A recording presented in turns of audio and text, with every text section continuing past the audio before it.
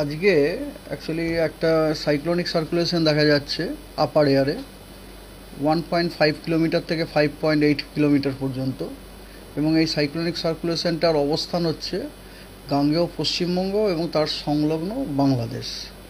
এবং এই সাইক্লোনিক সার্কুলেশনের যে আপনার যে অক্ষটা অ্যাক্সিস যেটা সেটা হাইটের সাথে সাথে সাউথ ওয়েস্ট ডাইরেকশানে টিল্ট করছে।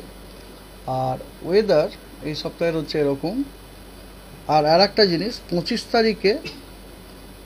তারিখে একটা সাইক্লোনিক সার্কুলেশন ফর্ম হওয়ার সম্ভাবনা রয়েছে। হ্যাঁ, 25শে জুন গ্যাঞ্জেটিক ওয়েস্ট বেঙ্গল এবং তার আশেপাশের এরিয়াতে অ্যারাউন্ড 25 জুন ওটা 26ও হতে পারে আর কি, ঠিক আছে।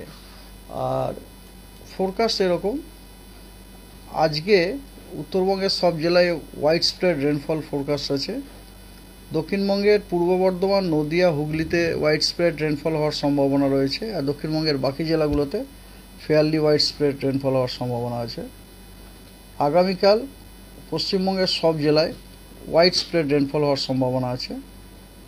24 তারিখে দক্ষিণবঙ্গের সব জেলায় ওয়াইড স্প্রেড, উত্তরবঙ্গের একদম উত্তরের 5 জেলায় ওয়াইড স্প্রেড, বাকিগুলোতে fairly wide spread. Uttar Dinajpur, দক্ষিণ দিনাজপুর, মালদায় fairly wide spread.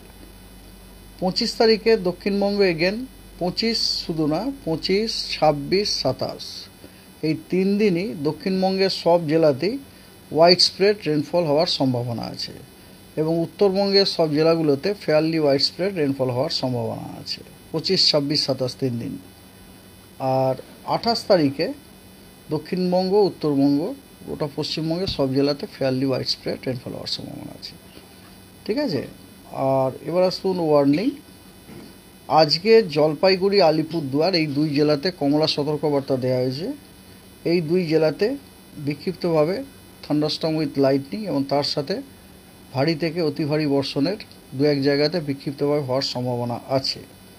Cooch Behar, Darjeeling, কালিম্পংয়েও বিক্ষিপ্তভাবে থান্ডারস্টর্ম, লাইটনিং এবং 2-1 জায়গায় বিক্ষিপ্তভাবে ভারী বর্ষণেরও সম্ভাবনা রয়েছে।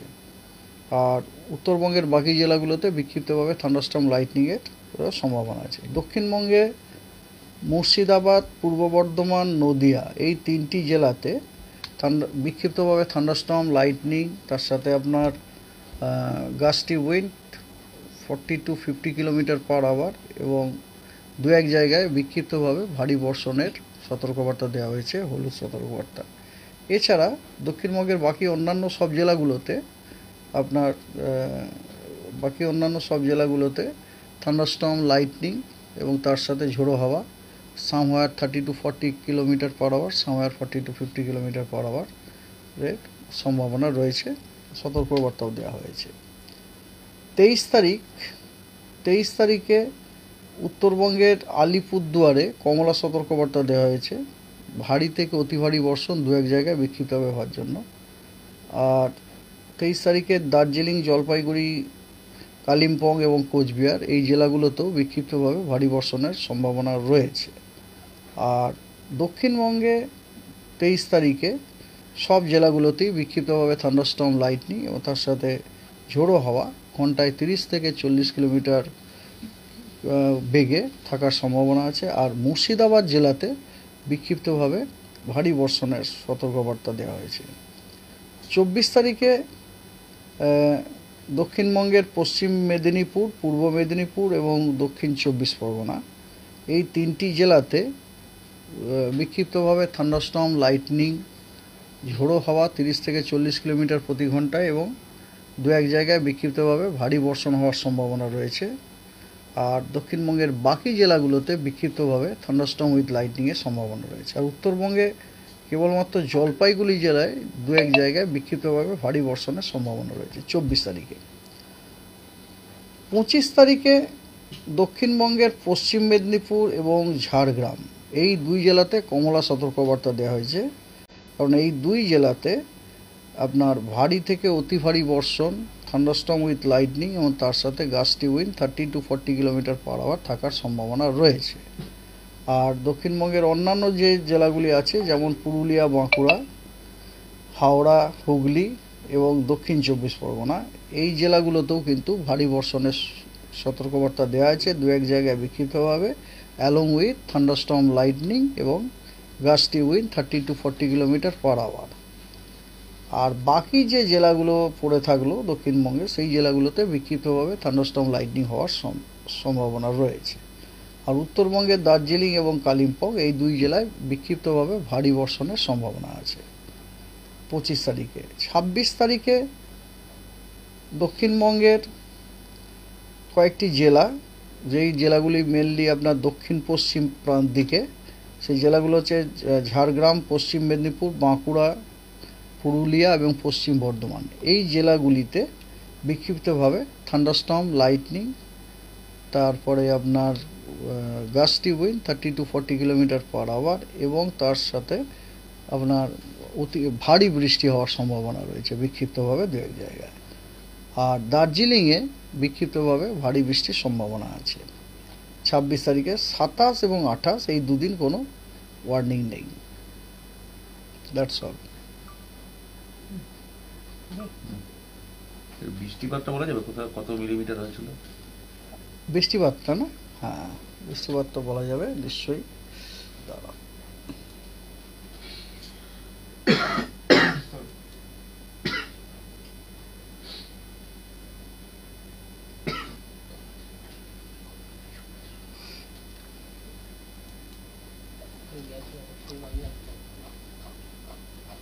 বলছি না আজকে কোথায় কোথায় বৃষ্টি।